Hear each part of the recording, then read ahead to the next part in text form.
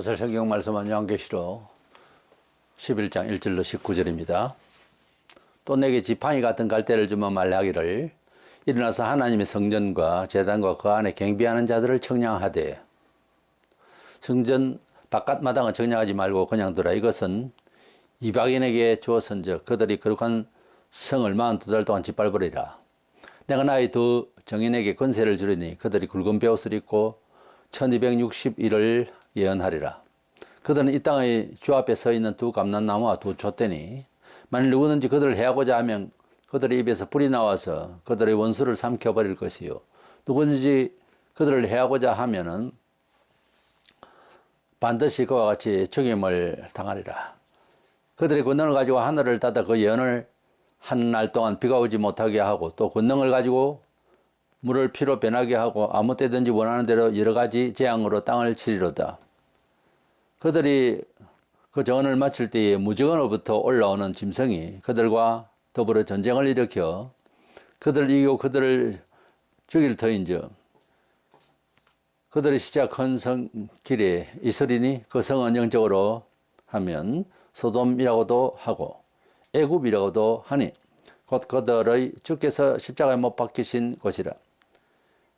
백성들과 족속과 방언과 나라 중에서 사람들이 그 시체를 사흘 반 동안을 보며 무덤이 장사하지 못하게 하리로다. 이 두 선지자가 땅에 사는 자들을 괴롭게 한 거로 땅에 사는 자들이 그들의 죽음을 즐거워하고 기뻐하여 서로 예물을 보내리라 하더라. 3일 반 후에 하나님께로부터 생기가 그들 속에 들어가며 그들이 발로 서니 구애하는 자들이 크게 두려워하더라.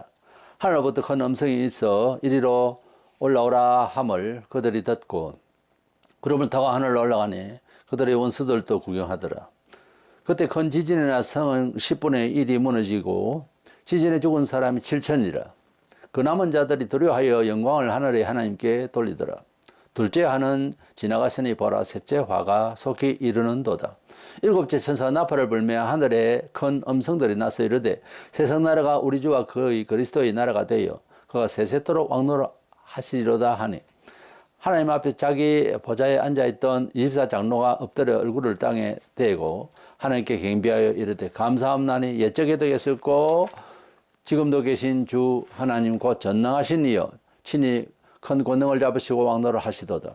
이방인들이 분노하며 주의 진노가 내려 죽은 자를 심판하시며 또 선지자들과 성도들과 또 작은 자든지 큰 자든지 주의 이름을 경외하는 자들에게 상 주시며 또 땅을 망하게 하는 자들을 멸망시키실 때로서이다 하더라. 이에 하늘에 있는 하나님의 성전이 열리니 성전 안에 하나님 언약궤가 보이며 또 번개와 음성들과 우레와 지진과 큰 우박이 있더라. 아멘. 본장은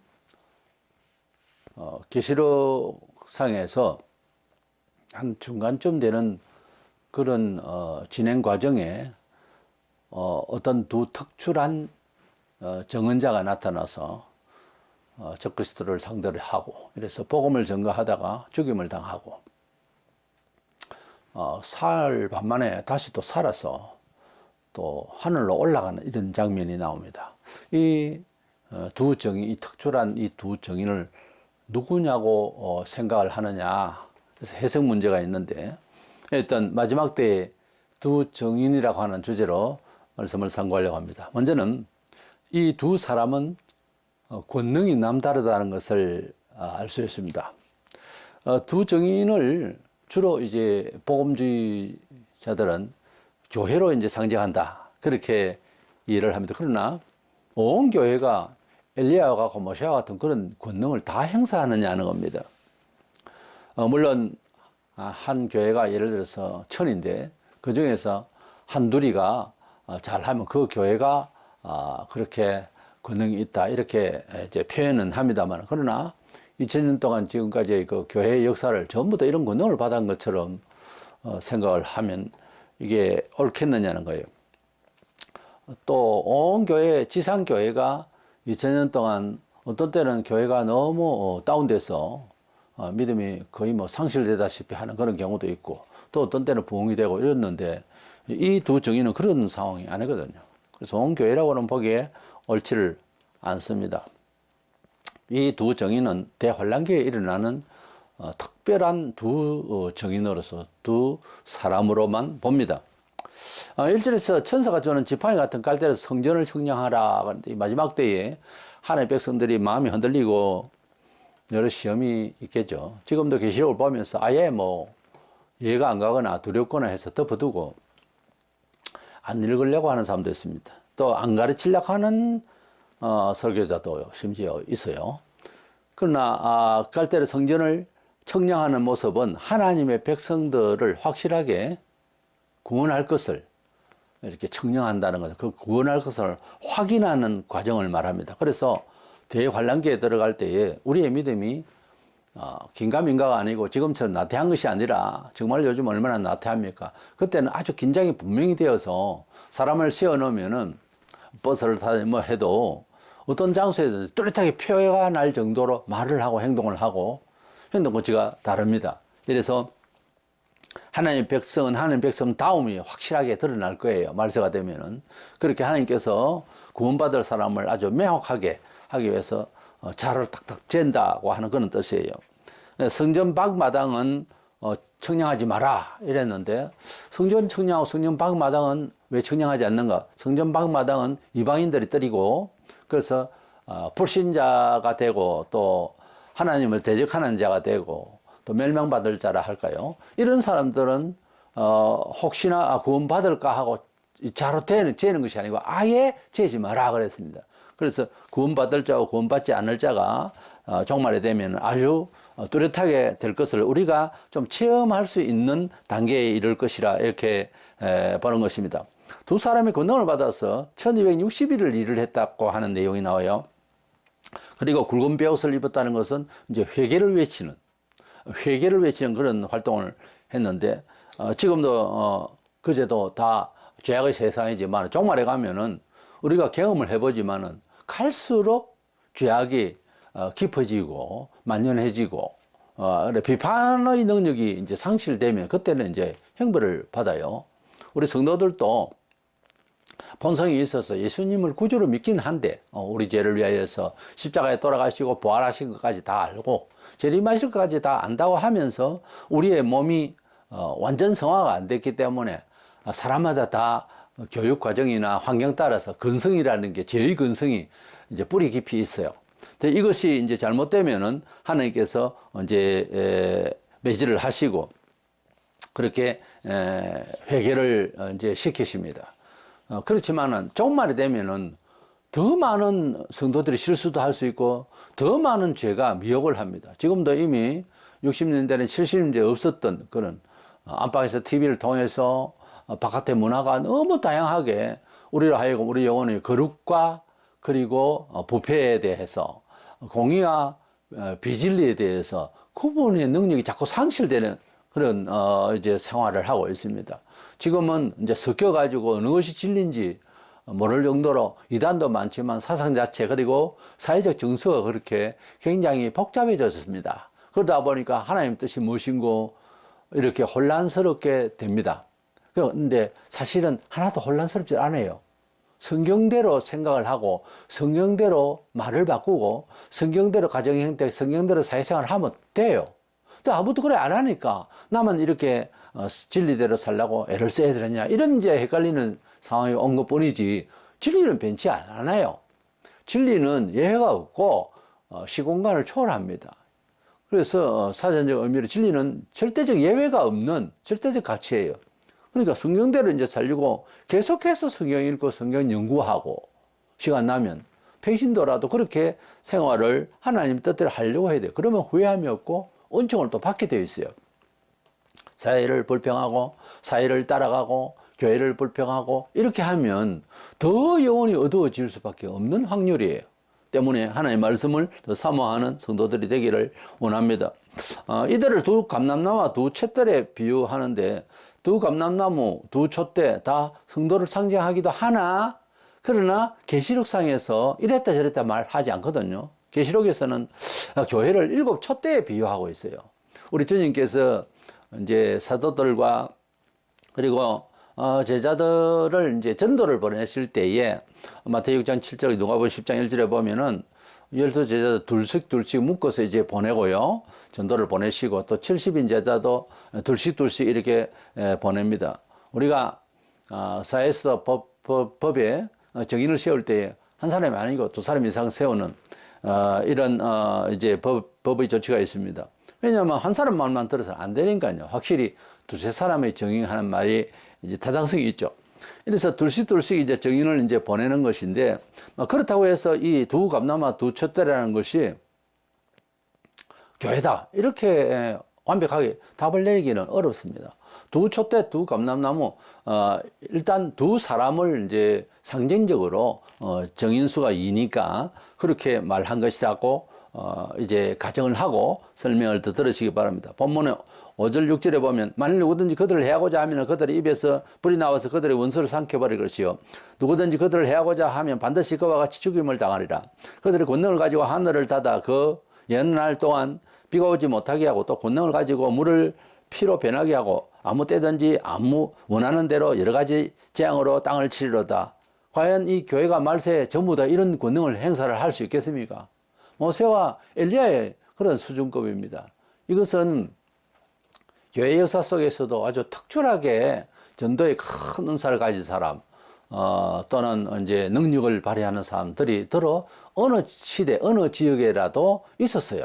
근데 다 그렇게 할 수 있는 것도 아니고 하는 게 또 아닙니다. 하나님께서는 그 사람의 성격이나 그 사람의 그 타고난 하나님께 주신 천부적 지혜의 그 위에다가 어떤 일을 발휘할 수 있도록 은사를 주실 때 그 행사하는 태도도 다릅니다, 조금씩. 그래서 아무나 순교도 못하고 아무나 능력을 행하는 것이 아니에요. 그제 은사를 줄 때에 또 다른 가지 여러 가지 서로 봉사하는 이런 은사까지도 다 있는데 한 20여 가지가 이상이 그렇게 여러 가지 은사로 특별히 나타납니다. 그래서 교회에 누가 은사를 받았다 할 때는 공유할 수 있는 성격이 아니고 그분에게 하나님께서 어떤 일을 하기 위해서 주신 바 특별한 재간이고 능력인 것입니다. 다 같이 이렇게 공유를 할 수 있는 것도 아닌데 이 두 정인에 대해서 교회라 두 사람이니까 이는 정인수니까 물론 예수님께서 두 사람씩 전도를 이제 묶어서 같이 전도를 하도록 하셨습니다만은요. 그러나 여기에서 나오는 이 두 사람의 능력을 봐서는 특별한 권능을 가지고 마지막 때에는 이제 어떻게 신학적으로 논할 그런 처지가 아닙니다. 적그리스도 나타나서 거짓 선지자가 나타나고 능력을 발휘하고 굉장한 그리고 천재지변이 있고 이럴 때는 이제 우리 속말로 이제 막가는 상황입니다. 그렇기 때문에 하나님께서는 대응하실 때에 그때는 논리로서 대응을 할 처지가 아니잖아요.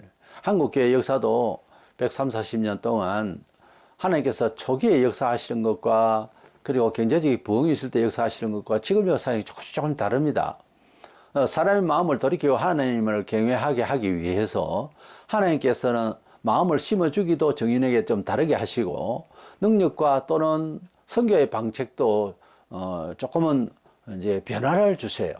그래서 하나님께서 우상숭배를 하고 조상숭배를 하는 심한 이런 유학사상과 불교사상까지 이제 갖춰져 있는 한국의 그 무지몽매한 사람들을 깨우기 위해서는요, 예수천당 불신지역 하고 그렇게 정은남 목사님 그렇게 말씀하시고 또 길선주 장로라든지 안희수 선생이나 이런 사람들을 통해서 역사하심이 지금 그대로 하기에는 조금은 안 맞단 말이에요.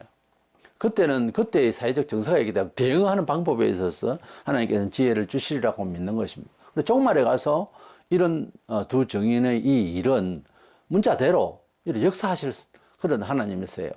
그래서 온 교회가 이렇게 또 말세에 될 것이다. 그렇게 볼 수는 없고, 특별히 복음주의자들, 건전하다고 하는 이 복음주의자들도 기독교의 2000년 역사 동안의 내용을 말하는 것이다. 너무 이렇게 이제 해석을 광범위하게 두리뭉실하게 소위 말하는 복음주의적으로만 해석을 하면은 계시록의 그 미래상이라든지 또는 대환란기의 역사에 대한 좀 구체적인 내용이 희석이 되어버리고 알아야 할 이유도 없고 이렇게 되어버리면 뭐 어지간히 다 들었으니까요. 핍박이 있을 것이다. 정인들은 죽임도 당한다. 그건 뭐 옛날부터 한 것이고. 그건 그렇게 해석하기는 어렵습니다. 좀 부자연스럽죠. 이 내용은 두 정인이 특별한 사람이 마지막 때에 나타나서 모세와 엘리야의 급의 역사를 할 것이라는 것을 우리가 보게 되는 것 같습니다. 출애굽기 27장 20절에 보면 모세와 아론이 지팡이를 들어 하수를 치니 그 물이 다 피로 변하고 이런 내용의 말씀이 있고요. 모세의 그 역사를 보면 열왕기상 17장 2절을 보면 엘리야가 아합에게 가다 내 말이 없으면 수년 동안 우로가 있지 아니하리라.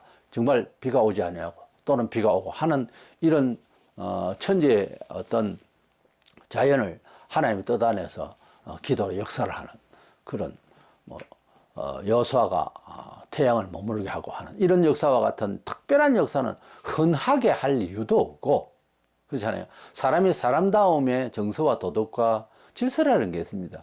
그런데 특별 조치로서 하나님께서 역사하실 때도 있는 거예요. 근데 그걸 오해하고 이적주의라는 것이 바로 그겁니다. 뭐 편안한 가운데 열심히 일하면 될 거를 그냥 가만히 앉아서 기도만 하고 기적을 바라. 그게 이제 신비주의인 거예요. 하나님의 뜻을 오해를 해서 그래요.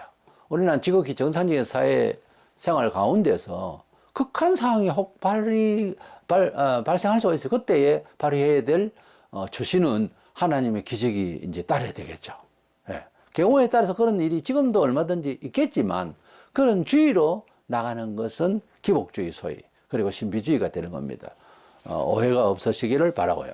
모세와 엘리야 혹은 죽음을 보지 않고 올라갔던 에녹, 엘리야 이런 사람들이 앞으로 말세에 나타나서 마지막 때에 이제 역사를 할 것이다. 이런 언지가 있어요? 그건 예언이 없어요. 그렇게 올라가고 모세도 능력을 해가고 그 시체도 어디 갔는지 모르겠다 하고 뭐 이러니까 짐작을 그냥 모세와 엘리야가 내려오지 않겠느냐 혹은 에녹이 내려오지 않겠느냐 이렇게 하늘로 올려오진 이 세 사람에 대해서 이러쿵저러쿵 하는 것은 그냥 우리 짐작이지 그렇게 될 것이다라고 말하는 것은 아주 자기가 신비하게 성경을 해석하는 척하는 오해입니다. 없는 말은 지어낼 필요가 없죠. 혹시 내가 마지막 때에 이들을 위하여서 하늘에 이제 이들을 불러서 내가 두었다라든지 또는 사도를 통해서 뭐 예언이나 서신에서 에녹과 엘리야와 모세 이 사람에 대해서 무슨 말을 하든지 해야 되는데 전혀 그런 말이 없습니다. 그런데 그 사람들이 올 것이다 라고 말하는 것은 괜히 선지자처럼 말하는 거죠. 그 짓을 하면 안 돼요. 정확히 성경에 없는 말을 이렇게 하면 되겠습니까? 이제 두 번째 제가 나서 이 두 정인은 죽임을 당하고 다시 살아서 하늘로 올라가는 장면과 뒤에 또 말세에 일어날 환란의 기사가 있기 때문에 이 사람은 대환란 중에 나타나는 인물이지 교회의 역사 전체라든지 교회 역사 전체면은 두 사람이 죽었다가 올라가는 걸 부활이라고 하면은 그 뒤에 일어나는 일들 성도들이 나오고 고난을 받고 이건 뭐요? 그렇기 때문에 교회라고 할 수가 없는 거예요. 적그리스도부터 그가 복음을 전하다가 죽임을 당하는데 그 시체를 빨리 치워야 되는데 지금 메카에 있는 그 아라우나이 타작마당인 예루살렘 성터가 있는 그곳에 마지막 때의 환란의 성전이 있을 것입니다. 그 성전에 적그리스도가 들어앉아 자기가 신이라 하고 선포하게 될 것인데요. 그곳에서 이제 활동을 주로 하다가 죽습니다. 그러다 보니까 그 성전이 이미 타락한 그런 소돔 고모라 같은 동네고 또 이미 그 성전 주변 적그리스도의 국의 중앙이 되는 그곳은 이미 애국 같은 곳이 되고 그렇습니다. 그렇게 이제 지금 표현을 하고 있어요. 이 길가에다가 오고 가는 사람들 다 보라고 두 정인을 그냥 내둥덩이 쳐서 길가에 버려져 있습니다. 그 많은 사람들이 이제 그 예수교인들 그 못돼 먹은 두 놈이 죽었다 뭐 이런 식이 되어서 아주 희열을 금치 못하고 서로 예물을 서로 보내고 뭐 좋아라 하는 이런 상황이 벌어져요. 정말 이 두 정인은 말세에 적그리스도의 영에 맞서서 정말 하나님 역사를 한 것이 맞아요. 그러니까 얼마나 부담이 됐으면 이 악한 영들이 또는 악한 시민이 얼마나 부담이 되었길래 서로 예물을 서로 막 나누면서 이제 지독한 이런 교회에 이제 정인을 주겠다고 그렇게 기뻐하겠습니까? 뭐 별 크게 역사성도 없는 사람 죽여놓고 기뻐할 일은 없잖아요. 그리고 이거 두 교회가 아닌 것이 교회가 그동안에 뭐 죽임을 당하고 순교를 당하고 지금도 마찬가지입니다만은 그렇다고 해서 세상이 뭐 함께 기뻐하고 즐거워하고 어느 소수 지역에 혹 그럴 수 있으라고 몰라도 그렇게 하는 일은 없거든요. 교회 핍박해놓고 죽여놓고 서로 기뻐하고 그게 아니고 종말에 가서 대환란기에 이 사람들의 활동이 너무나도 하나님 나라에 대해서 또는 적그리스도 악에 대해서 아주 지적을 하고 그렇게 하니까 그걸 추종하고 먹고 사는 사람들로서는 완전 대적이 되겠죠. 그래서 죽고 나니까 이제 편하다는 거지. 그게 편한 게 아니잖아요. 그렇게 진노하고 정의를 외치고 하나님 복음, 하나님의 심판을 외칠 때 그때 부담이 되는 그때가 좋았지. 부담이 없어지면 그때부터 이제 사람의 문제가 생기는 겁니다. 그래서 사람이 아무리 나이가 들어도 수석은 있어야 된다고. 사람이 목사로서 부목사로 있을 때는 관리가 됩니다. 담임 목사님이 계시고 하니까 사람 가운데서 잘 매를 쳐도 이제 다르게 받을 수 있는 상황이 되죠. 그러나 담임이 되면은 누가 나무랄 시간이 없어요. 잘 물론 노예에서 치료를 하지만은 그만큼 자유롭다가 위험해요. 그리고 어느 파트든지 회장이 되면 그때부터 위험해요. 사람이 내가 잘났네 할 때부터 위험한 거예요. 우리 일상의 시민이 살아갈 때도 항상 내 위에 누가 있다. 나를 누군가 관리를 한다. 이런 개념이 서 있어야 되는 거예요. 또는 언제나 스승이 있으면 좋고요. 나는 최고다. 나는 공주다. 나는 왕자다. 나는 최고다. 그때부터 이제 망하는 거예요. 사람은 죽는 날까지 나 위에 선의의 뜻이 나로 하여금 지배할 수 있도록 바로 우리 성도들 하나님 말씀이 예수님이 계시니까 항상 나의 스승은 예수님이요. 나의 주는 예수님이요. 나의 왕은 예수님이시다. 그럼 나는 신의 입장에서 있으면 겸손해지잖아요. 근데 내가 내내 이럴 때부터 이제 문제가 생기는 거예요. 제가 알기로는 한국계 교인들 90% 이상 내가 내내 이렇게 하고 살았어요. 그리고 살고 있고 지금도. 아닌 것 같습니까? 회개하고 자기를 낮춰보세요. 얼마나 목이 빳빳하게 교만한지 말로도 할 수 없어요. 그렇게 매일 살아요. 그러니까 기도하고 겸손하고 회개한 사람들이 옆에서 살 때 보면은 기가 딱 찹니다. 회개하고요. 병신더라도 눈물 흘리며 회개하고 뿌리를 완전히 겸손하게 하나님 앞에 절대적 회개를 하고 나면은 사람들이 보여요. 육체가 보인다는 거예요. 마음들이 보인다고. 그랬을 때 굉장히 깝깝하고 힘듭니다. 예수님이 전도를 하고 사람들의 많이 추종을 하는데 왜 그렇게 고독하다 하셨을까? 그걸 알아요. 그걸 이해를 한다고. 어느 시대나 똑같아요. 두 정인의 교회라고 하면은 악한 세상이 교회를 핍박하고 나한테 기뻐하고 즐거워하고 매일 그래야 되는데 그건 아니거든요. 그래서 이 두 정인은 교회로 신약 교회의 역사로 또는 그렇게 해결하고 또 해석을 하고 그렇게 이해를 하면 앞뒤 또 역사성이 안 맞아요. 그들은 죽을 때 마지막 나팔 재앙이 앞으로 나오겠습니다만 이 마지막 나팔 재앙은 대환란의 중간기부터 시작되는데 이 마지막 나팔 재앙으로 예수님이 재림하실 거예요. 끝나고 나면. 근데 그 직전에 대환란의 중간기에 이제 죽임을 당합니다. 그런데 1260일 계산을 하면 달을 계산하면 36개월 1년 3년 반인데 3년 반 동안 그러면 전반부에 일을 했다고 하는 것은 그래서 나타날 때부터 시작해서 하나님께서 두 정인을 바로 세우신 것 아닌가 이렇게 추정이 이제 됩니다. 본문 11절 12절에 3일 반 후에 하나님께로부터 생기가 그들 속에 들어가며 그들이 발로 일어서니 구경하는 자들이 크게 두려워하더라. 하늘로부터 큰 음성이 있어 이리로 올라오라 함을 그들이 듣고 구름을 타고 하늘로 올라가네요. 그들의 원수들도 구경하더라. 이렇게 이 두 정인이 죽임을 당해서 있다가 3일 반 만에 생기가 불어넣어져서 그리고 또 하늘에서 음성이 들렸어. 올라오라. 그래서 이제 바로 살아서 하늘로 올라가는 것을 원수들이 직접 목격을 하게 됩니다. 참 희한한 이상한 일이 되겠죠. 이런 현대에 이런 일이 일어난다고 하는 큰 충격이겠죠. 그러면 해결을 해야 될 것 아닙니까? 우리가 하나님의 역사를 말하던 사람이 죽임을 당해서 비록 서로 간에 오해가 되고 진리를 모르니까 그랬다 칩시다. 그러나 다시 살아서 올라가면은 부활을 증거도 했을 것 아닙니까? 분명히. 그러면 사실이거나 하고 해야 되는데 해결을 안 해요. 누가 득이 되느냐? 믿음을 상실하기 쉽고 어려운 중에 사는 모든 세계 교인들이 이 상황을 뉴스를 듣고 힘을 냅니다. 봐라! 우리가 믿고 있는 부활이 사실이지 않느냐? 말세가 되면은 멋진 구경거리, 멋진 그런 하나님의 역사를 우리가 목격하게 될 것입니다. 실제로 올라가라고 봐라. 내가 그랬지 않느냐? 저렇게 올라갈 줄 나는 믿었다. 이런 사람이 있고, 정말이네. 그동안에 안 믿었다 이거지. 야, 정말이네. 사실이네. 하나님께 찬양하고, 불신자들도 사실은 두려워하고 찬양하게 되어 있습니다. 이래서 이 두 정인을 이런 특별한 교회사적으로도 없었던 이 일을 왜 하실까? 마지막 때에 너무너무 혼란이 두렵고 힘들고 하니까 성도들에게 믿음을 고취하고 단단하게 하고 확신을 주기 위해서 이런 사건을 사실은 하나님께서 벌리시는 거예요. 이것은 하나님의 계획이 있는 겁니다.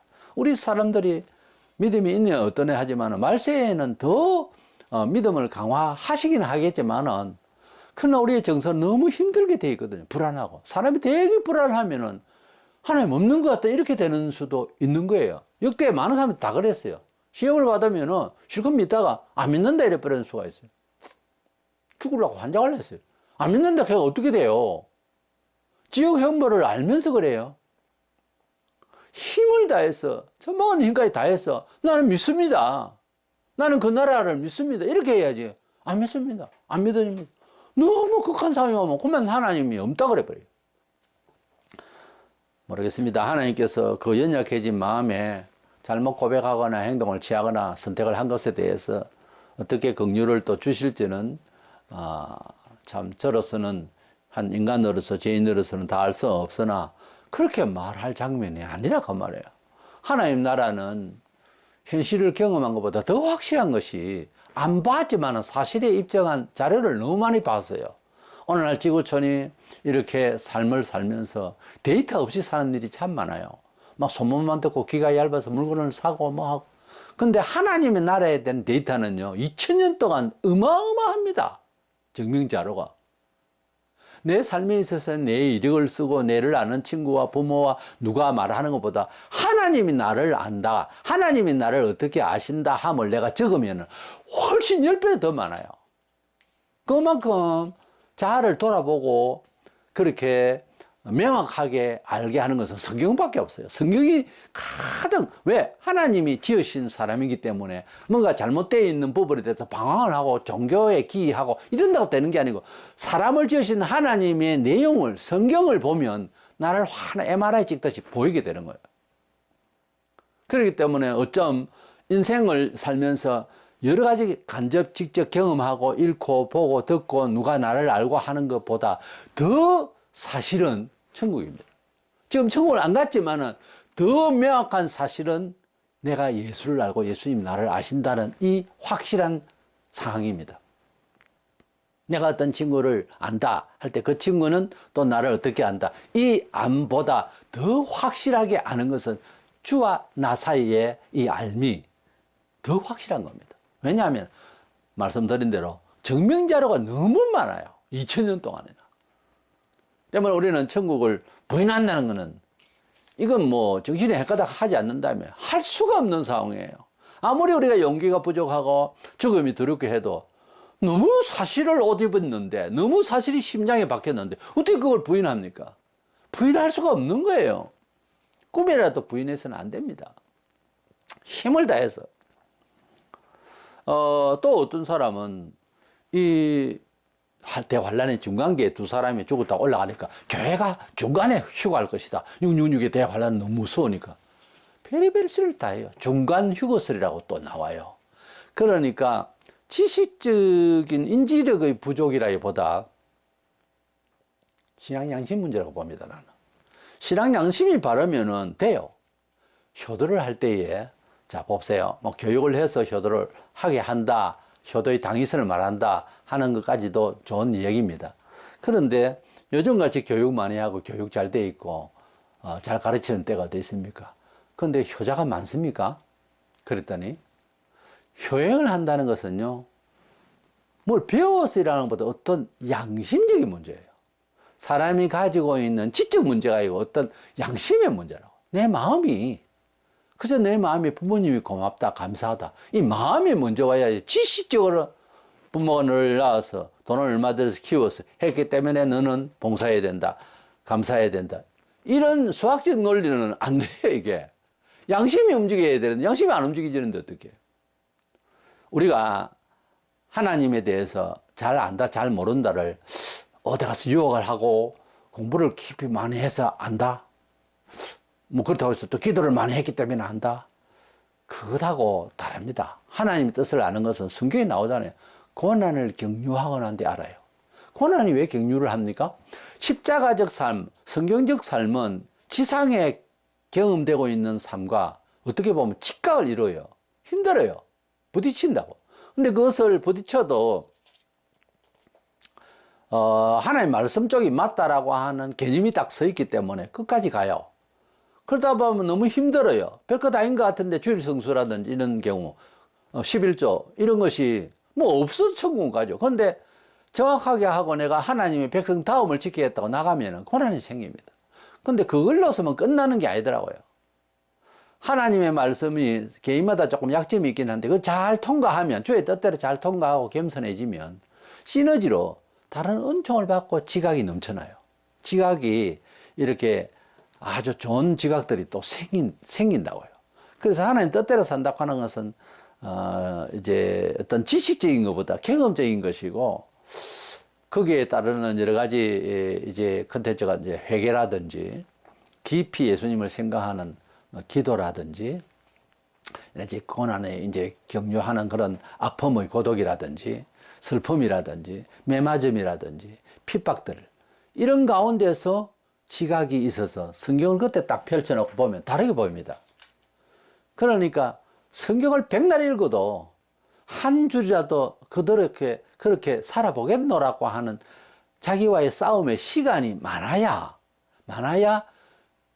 은혜롭게 또 하나님의 의중을 알면서 성경을 볼 수가 있어요. 문학인이 보면은 문학적으로 우리의 감성과 우리의 경험대로 안 되어 있으면 그 구절과 그 내용은 안 봅니다. 앞으로 이렇게 누가 선교를 했더니 그 다음에 가서 보니까 주었던 성경이 이리저리 찢어지고 어떤 사람 껍데기 막 갖고 왜 그랬냐, 안 믿어지는 건 버렸다는 거예요. 근데 전체적으로 볼 때는 안 버린 것이 훨씬 많더랍니다. 우리는 찢지는 않았지만은 그 절반 이상이라도 믿어야 믿기는. 그러니까 우리가 하나님의 말씀을 이해한다고 하는 것은 지적인 수준하고는 다릅니다. 사회운동가들이 성경을 보면요, 뭐 예수를 행명만 알아요. 그래서 우리 예수님을 안다고 하는 것은 일반 지식하고는 다른 게 양심을 가지고 이야기를 하자는 겁니다. 하나님 앞에서 은혜를 받고, 은혜 받는 비결은 환난을 통과하고 어려움을 받아야 됩니다. 왜 받죠? 성경대로 살려고 애쓰면 반드시 어려움이 오고 어려움을 통과하면 눈이 열려요. 그때 성경을 보는 것은 달라요. 어떤 과정에서 100m 이제를 놓고 달리는데 50m 전방에서 너무 고통을 받았어요. 그래서 100m에 도달했습니다. 다시 와서 뛰려고 저 100m를 바라볼 때 마음이 달라집니다. 왜? 중간에 다른 어떤 경험을 했거든요. 이게 시각이 달라지고 인지도가 완전히 바뀝니다. 하나님의 뜻대로 이해를 한다고 하는 것은 성경은 책상머리에 앉아서 박사학위를 5개를 받아도 안 됩니다. 마음 먹기가 안 되면은 안 돼요. 여러저리 피하고 자기 마음을 자기 것으로 딱 쥐고 있으면 이걸 풀어야 돼요. 풀어야지. 안 풀고 자꾸 지식만 쌓으면 교만해져요. 그런 뜻에서 지식은 교만하게 하며 사랑은 덕을 세우나니, 그런 말씀이 나온 것 같아요. 자꾸 종교 지식도 지식입니다. 많이 알면 알수록 교만해져요. 이래서 이 두 정의는 죽었다 살아서 중간에 대환란의 중반기에 3일 밤 만에 살아서 하늘로 올라갔습니다. 이것을 모든 교회의 보편적인 교회로 이해를 시키기에는 너무 안 맞습니다. 하여튼 대환란 중에 두 정의는 특별한 특별한 능력을 가진 사람으로서 특별한 그런 능력을, 불을, 그리고 비를, 그리고 무엇이든지 원하는 대로 다 역사하지 않으면 안 될 지경이에요, 말세에는. 그래서 이런 사람을 보내주는 것이죠. 아, 지금이라도 내게 그런 능력을 주시면 얼마나 좋으랴. 그럼 구하세요. 근데 내가 개척교회 하면서 어떤 목사님이 그러더라고요. 내가 능력만 주시면 말이지. 금방 부흥식 시대인데 능력을 달라고 그렇게 기도하고 있습니다. 그래요. 근데 내가 그랬죠. 목사님이 된 자체가 진리를 외칠 수 있는 자체가 능력이 아니겠습니까? 아, 그건 그렇지만, 그건 그런 게 아니라 그게 전부입니다. 라고 했지만, 그래도 내가 그랬어요. 또 그렇게 구하니까 뭔가를 주시겠죠. 이렇게 하고 제가, 대화를 그렇게 했는데, 우리가 은혜를 받아야 되기도 하고, 능력을 받아야 되기도 해요. 성령의 충만하면 진리로 반드시 이루어집니다. 뭐, 영의 충만을 받았니, 신비를 받았니 하는 이단들이 얼마나, 그거 성령 받은 거예요? 아니잖아요. 악령이 하나님을 흉내내기 위해서 이상한 신기를 발휘하게 하는 그거에 매몰되면 안 됩니다. 이렇게 3일 반 만에 두 증인이 길에 버려진 시체가 아주 살아서 하늘로 올라가는 장면을 많은 사람들이 다 보게 되는 거죠. 이것은 왜 그런가? 예수님께서 요한복음 11장 25절에 예수께서 이르시되 나는 부활이요 생명이니 나를 믿는 자는 죽어도 살겠고 하신 말씀을 말세에 자꾸 믿음이 상실되어지는 성도들이 확인하라고. 그 두 사람의 영광을 위해서도 아니고 그 두 사람이 뭐 교회 사적인 어떤 일에서가 아니라 그때에 살아있는 성도들이 곤란을 당하고 힘을 잃을까? 이 두 증인을 통해서 말씀으로 예언하는 게 아니라 직접 보여주는 거예요. 예수님께서 성천하셨잖아요. 3일 만에 부활하셔서. 이들은 부활했다는 말은 없어요. 다시 살았다는 거예요. 살아가지고 산채로 올라가는 거예요. 그것을 보고 이 부활은 확 사실이다. 이거는 제 영생의 날에 가는 것은 사실이다. 이렇게 믿도록 믿음이 약해지니까 우리 지금도 우리 모든 이제 성도들이 가져야 할 것은 안 믿는 사람 혹은 믿는 가운데 있는 사람도 믿음의 차도가 다 달라요. 그 믿음이 부족한 사람은 믿음을 가질 수 있도록 격려를 하고 조금씩 영적 교육에 조금씩 믿어질 수 있도록 어떤 상징적인 것을 자꾸 보여줘야 돼. 그 중에서 예를 들어서 뭐 간증 설교를 한다든지 간증을 한다든지 이러면은 아, 그럴 수 있겠구나 하는 생각을 남의 일이지만 내 일이 될 수 있다는 생각을 북돋우게 되죠. 그래서 나는 교회에서 간증이라는 게 굉장히 중요하다고 봐요. 전도할 때도. 우리가 믿음을 이렇게 올리는 것은 그런 기회를 어떻게 엿볼 수 있어야지 크게 없이 있으면 원체 사람은 원래 영 안에 어둡기 때문에 뭐 그냥 흰 거는 종이요 검은 거는 거리라고 성경책을 그냥 책으로만 읽는단 말이야. 왜 내가 그것이 확실하려면 시간이 지나면 다 잊어버려요. 그러니까 살아 역사해야 되거든요. 하나님의 말씀은 생명의 말씀, 살아있는 말씀이라 했잖아요. 또한 생명을 역사하는 말씀이거든요.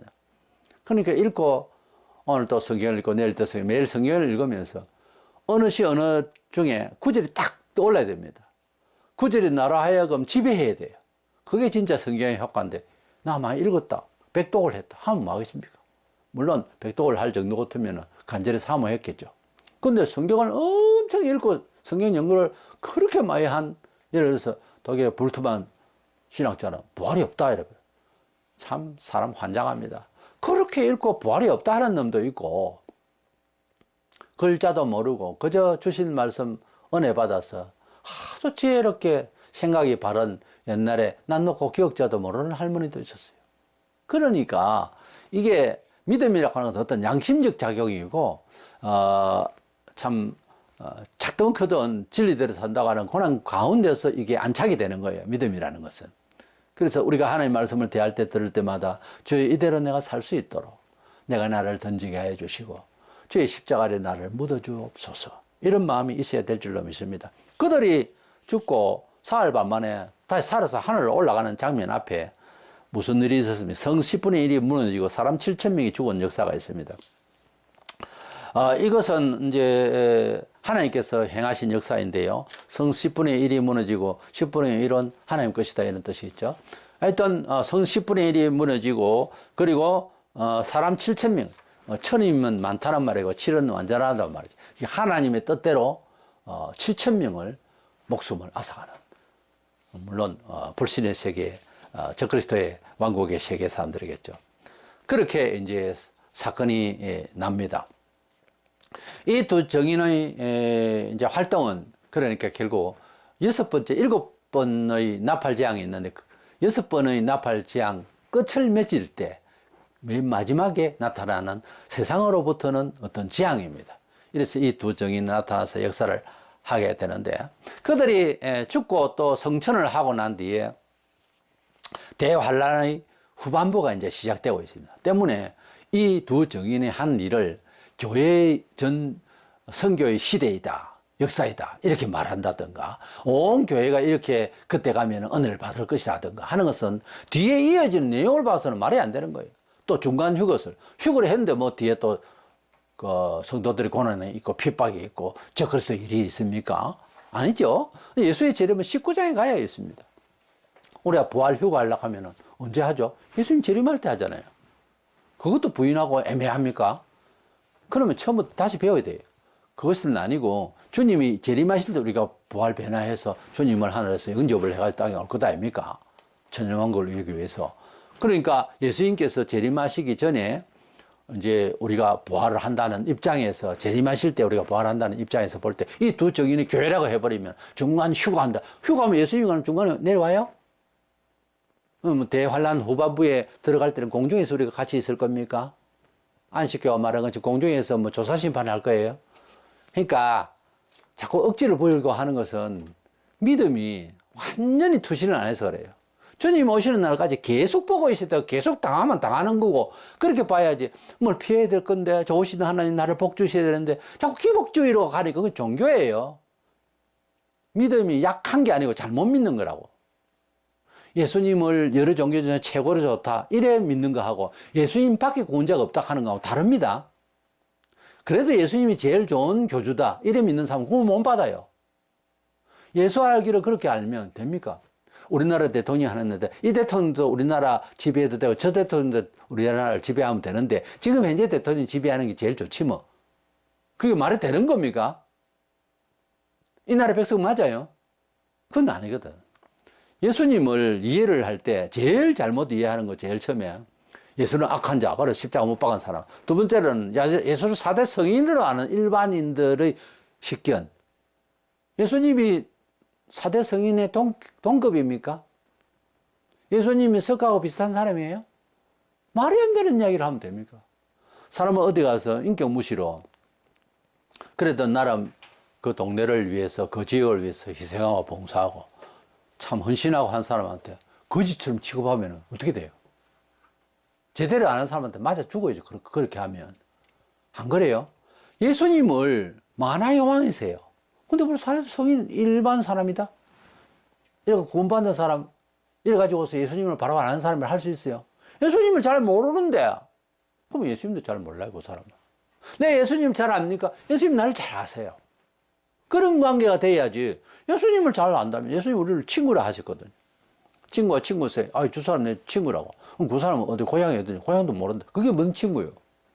예수님과의 관계가 제대로 안 됐는데, 그 예수님을 어떻게 그렇게 마음대로 말을 하고 하는데, 어떻게 구원받은 사람이 예수님과의 관계가 있다는 사람으로 우리가 인정을 하죠, 객관적으로? 말이 안 되는 이야기예요.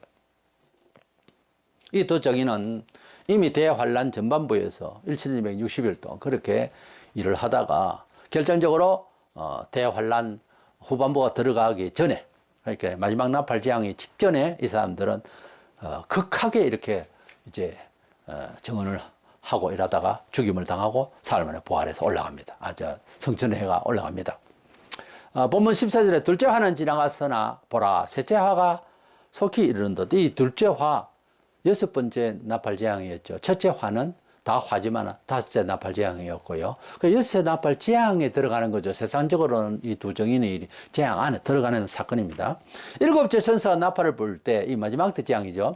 하늘에 큰 음성들이 나서 이르되 세상 나라가 우리 주와 거의 그리스도와 나라되 그가 세세토록 왕노로 하시리로다 그랬습니다. 마지막 나팔 재앙, 일곱 번째 재앙이 이제 일어나면 그리스도의 나라가 올 것이다. 이렇게 말하고 있습니다. 본장 끝에 19절에 이에 하늘에 있는 하나님의 성전이 열리니 성전 안에 하나님은 언약궤가 보이며 또 번개와 음성들과 우레와 지진과 큰 우박이 있더라 그랬습니다. 그래서 이 장면에서 이 사람이 올라가고 두 사람이 올라가고 또 하늘에서 성전이 싹 열리는데 언약궤가 보이더라 그랬어요. 우리같이 지금 큰 우박 소리가 나더라. 이것은 하나님의 계획이 말하자면 구약과 신약 모든 언약과 하나님의 섭리가 이제 끝이 나는 장면이다 해서 싹 보여주는 겁니다. 저는 어릴 적에 이제 농어촌인데 선창 그 앞에 큰 터가 있었어요. 가설극장이라고. 며칠 전부터 와가지고 가설극장 영화를 한다 이제 막 선전이 나와요. 그래 이제 동네에 허가를 받고 그 땅에서 이제 천막을 쳐서 극장을 이제 가설극장을 만들죠. 근데 그때 돈이 지금 돈으로 치면은 이제 가령 5천 원, 만 원인데도 그 돈이 없으니까 희한해 그 천막 바깥에서 이렇게 볼 수가 없도록 해놨어요. 그리고 기도를 쓴다고 바깥에서 딱 하니 서서 내기에 서서 이제 지키는 사람이 있습니다. 천막 안으로 쏙 들어갈까봐 사람이 무임으로 들어갈까봐. 그래서 서가 있다가 영하 한 15분 정도, 어떤 때는 한 20분 정도 남았을 때에 천막을 거두어줍니다. 이제 바깥에서 서성대고 보지 못한 사람들이 볼 수 있도록 이렇게 활짝 열어줘요.